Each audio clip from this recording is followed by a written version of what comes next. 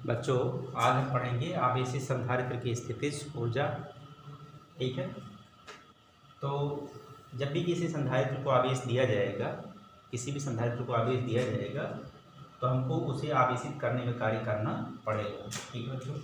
जैसे मान लीजिए कि ये संधारित्र है, ठीक है। जब इस पर आप प्लस का आवेश देंगे तो फिर से क्या आ जाएगा, माइनस का आवेश।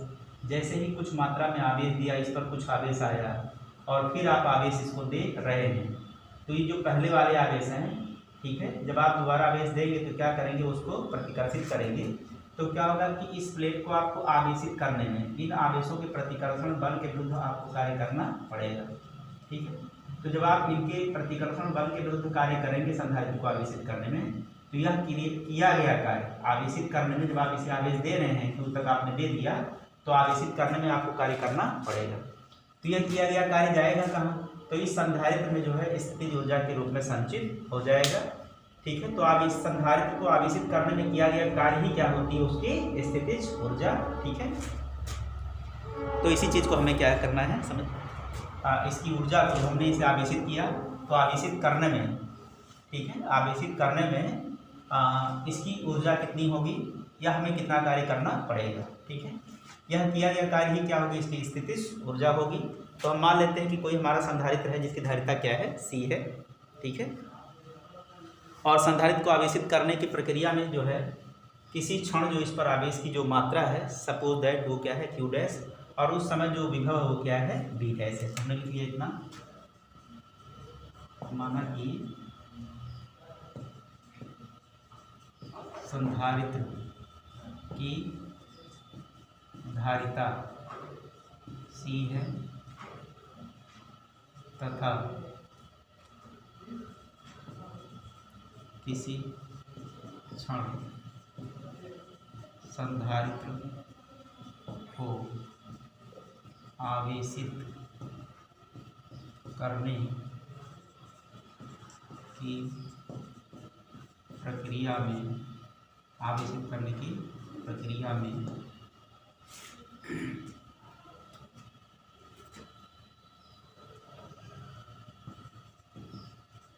संधारित्र पर आवेश,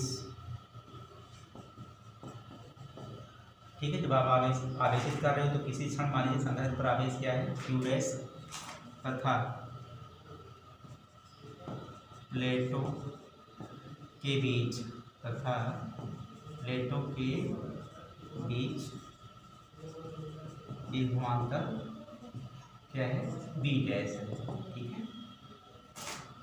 अगर विभवांतर V डैश है, तब आप जो है यहाँ पे इस कंडीशन में V डैश बराबर क्या लिखेंगे, तब V डैश बराबर हो जाएगा Q डैश अपॉन C। ठीक है। इसकी धारिता क्या है, धारिता C है, तो विभवांतर क्या हो जाएगा, V डैश बराबर Q डैश अपॉन C हो जाएगा। ठीक है बच्चों, ये इसकी क्या हो जाएगी, इसका विभवांतर हो जाएगा। ठीक है। अब क्या है कि मान लीजिए Q डैश किसी क्षण आवेश था, अगर इससे आवेश और आगे दे रहे हैं, मान लीजिए सूक्ष्म आवेश, इससे आगे आपने सूक्ष्म आवेश dq दिया, ठीक है, तो dq आवेश अगर देंगे, इससे आगे अगर आपने dq आवेश दिया, तो dq आवेश देने में क्या होगा, आपको इसके विरुद्ध कार्य करना पड़ेगा। जो आपने आवेश दिया, अब इससे फर्दर और आवेश देंगे तो आवेश क्या करेगा, वो आवेश उसको प्रतिकर्षित करेगा और इस प्रतिकर्षण के नाते आपको कार्य करना पड़ेगा। ठीक है। अब इस समय इसका विभव क्या है, V डैश है, और ये जो है इसका आवेश क्या है, Q डैश, और इसकी धारिता क्या है, C डैश। अगर इससे आगे अगर आप dq आवेश सपोज करिए, dq आवेश माने अल्प आवेश दे रहे हैं, ठीक है, तो इस कंडीशन में किया गया कार्य। तो लिख लेते हैं, इससे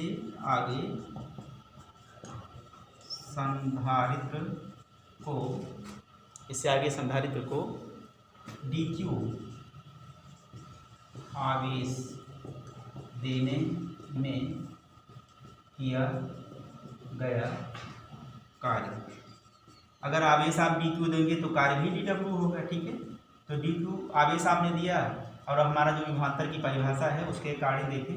आप जानते हैं विभवांतर बराबर क्या होता है, कार्य बटे क्या होता है, आवेश होता है। तो अगर हमको कार्य चाहिए तो कार्य बराबर हो जाएगा विभवांतर गुणे आवेश।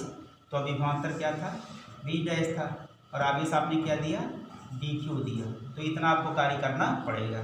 ठीक है, अब ये वी डैश का मान अगर यहाँ से रख लें तो डी डब्ल्यू आ जाएगा आपका, डी डब्ल्यू जो सूक्ष्म कार्य है वो क्या है, ये क्यू डैश अपॉन सी और इंटू क्या है, डी क्यू।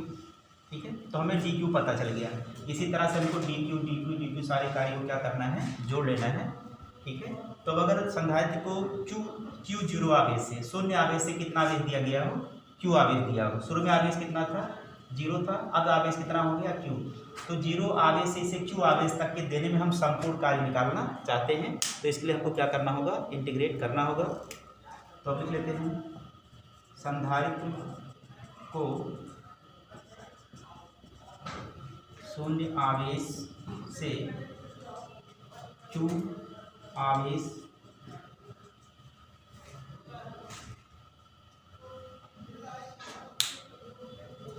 संधारित्र को शून्य से, ऐसा लिख देते हैं, शून्य से क्यू आवेश देने में किया गया संपूर्ण कार्य। अगर हमको संपूर्ण कार्य चाहिए तो सारे डी क्यू को क्या करना होगा, हमको जोड़ना पड़ेगा बच्चों। जितना हमारा डी क्यू है, डी डब्ल्यू सॉरी सभी डी डब्ल्यू को हमें क्या करना है, जोड़ लेना है। तो अगर हम सभी डी डब्ल्यू को जोड़ेंगे तो इंटीग्रेट करना होगा डी डब्ल्यू को, और ये कहाँ से, जीरो से क्यू तक का, ये क्या बन जाएगा, संपूर्ण कार्य बन जाएगा। ठीक है, तो ये हो गया आपका जीरो से क्यू तक। और डी क्यू का मान क्या है, सॉरी डी डब्ल्यू का मान क्या है, तो डी डब्ल्यू का मान है क्यू डैश अपॉन सी इंटू डी क्यू। ठीक है,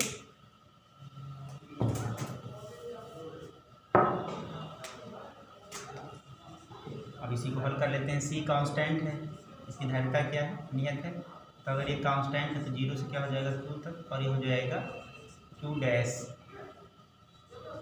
इंटू डी क्यू। अब इसका इंटीग्रेशन क्या होगा, तो इसका इंटीग्रेशन होगा 1/c बाहर हो जाएगा। ठीक है, तो इसका इंटीग्रेशन हो जाएगा क्यू डैश का स्क्वायर अपॉन 2 हो जाएगा, और इसकी लिमिट हो जाएगी जीरो से क्यू तक हो जाएगी। ठीक है बच्चों, अब इसी को हल कर लीजिए आगे। अब ये हो जाएगा 1/c, और इसकी लिमिट रख लीजिए। अपर लिमिट क्या है, अपर लिमिट आपकी है क्यू, और लोअर लिमिट क्या है, जीरो। ये हो जाएगा क्यू का स्क्वायर अपॉन 2, और ये कितना हो जाएगा, जीरो हो जाएगा। ठीक है, क्योंकि ये क्या है, जीरो है, 0/2 क्या होगा, जीरो ही होगा। ठीक है, तो इस तरह से जो हमारा कार्य है वो कितना आ जाएगा, क्यू स्क्वायर अपॉन 2c। ठीक है, 2c या लिख सकते हैं 1/2 क्यू स्क्वायर अपॉन c। इतना जूल हमको कार्य करना पड़ता है। अब चूंकि ये किया गया कार्य क्या है, स्थितिज ऊर्जा है, और स्थितिज ऊर्जा को हम लोग किसे लिख लेते हैं, U से लिख लेते हैं। तो संधारित्र की स्थितिज ऊर्जा क्या, स्थितिज ऊर्जा U बराबर हो जाएगा 1/2 क्यू स्क्वायर अपॉन c। ठीक है, अब हमको पता है कि Q बराबर क्या होता है, Q बराबर होता है C इंटू B होता है। ठीक है, Q बराबर क्या है, C इंटू B।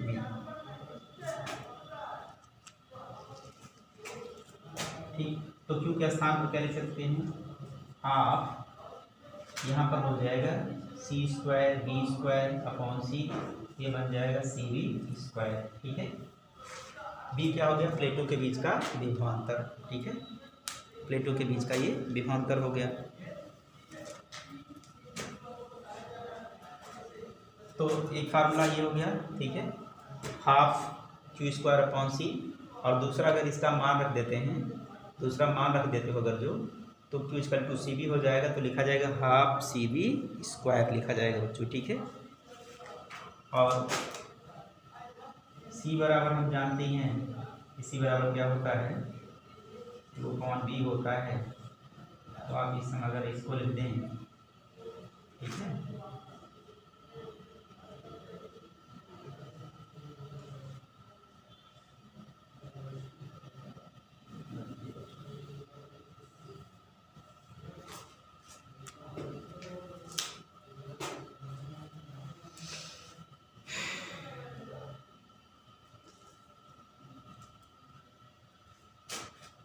तो हमारा फार्मूला क्या आ गया, एक आ गया हाफ, ये आ गया, ठीक है।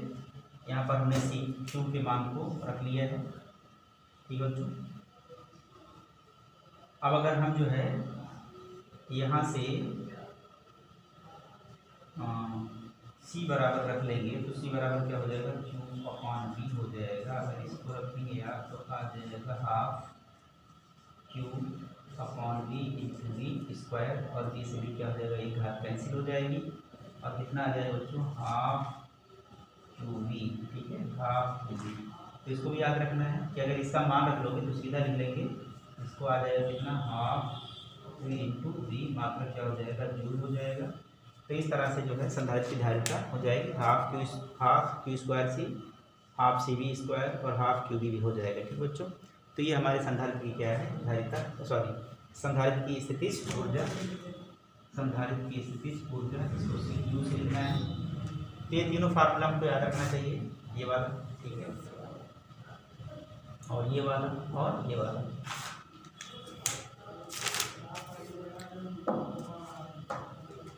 अब इसी पर एक सवाल लगा लीजिए,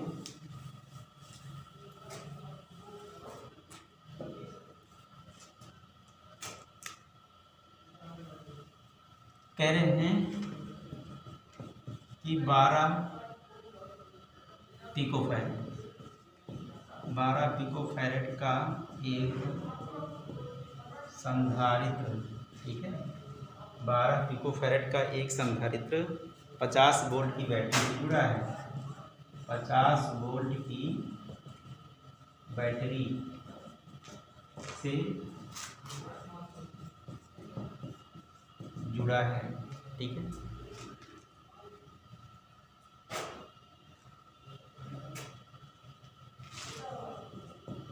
संधारित्र में कितनी वैद्युत स्थितिज ऊर्जा संचित है, ठीक है।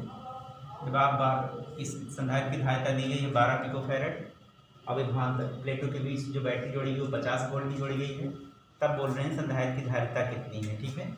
तो हमारा सी दिया गया है 12 पिकोफैरेड, जिसका मतलब होता है 12 × 10⁻⁻12 फैरेड, और जो विभवांतर है प्लेटों के बीच का वो कितना हो जाएगा, 50 वोल्ट, क्योंकि 50 वोल्ट से जुड़ा हुआ है, ठीक है। तो संधारित्र की जो संचित ऊर्जा होगी वो कितनी होगी, तब इस सी और बी के अकॉर्डिंग हम लोग लिखेंगे हाफ सी बी स्क्वायर, इन तीनों में से हाफ सी बी स्क्वायर लगा देंगे, ठीक है। और यू बराबर हाफ सी का मान क्या है, 12 × 10⁻⁻12 फैरेड, और ये बी स्क्वायर से मतलब होता है 50 × 50 हो जाएगा, स्क्वायर करेंगे आप, ठीक है। और ये कितना हो जाएगा, 2 × 6 12 हो जाएगा। अब इसकी ऊर्जा हम लोग निकाल देते हैं, ऊर्जा यू बराबर ये 5 25 हो जाएगा, और ये 6 × 25, 10 की घात 1, 10 की घात 1, 10 की घात कितना हो जाएगा 2, और 2 में से 12 में से 2 गया कितना हो जाएगा, -10 हो जाएगा, ठीक है। और इसको आप गुणा कर लीजिए तो 6 × 5 कितना हो जाएगा, 30 हो जाएगा, और ये हो जाएगा 6 × 2 = 12, 12 3 क्या हो जाएगा, 15 हो जाएगा, यानी कि 150 × 10⁻⁻10 जूल हो जाएगा, ठीक है। 150 × 10⁻⁻10 जूल। इस दशमलव को 2 अंक इधर अगर आप ले आओगे तो 1.5 हो जाएगा, ये 1.5, और ये 10 की घात 2 और यहाँ पर हो जाएगा 10 की घात -10 + 2, यानी कि क्या हो जाएगा, -8 जूल। तो जो संधारित्र में संचित ऊर्जा होगी 1.5 × 10⁻⁸ जूल होगी बच्चों, ठीक है। तो इस तरह से हमने संधारित्र की स्थितिज ऊर्जा निकाली और उस पर बेस हमने सवाल लगाया। तो आज के टॉपिक में इतना ही, धन्यवाद।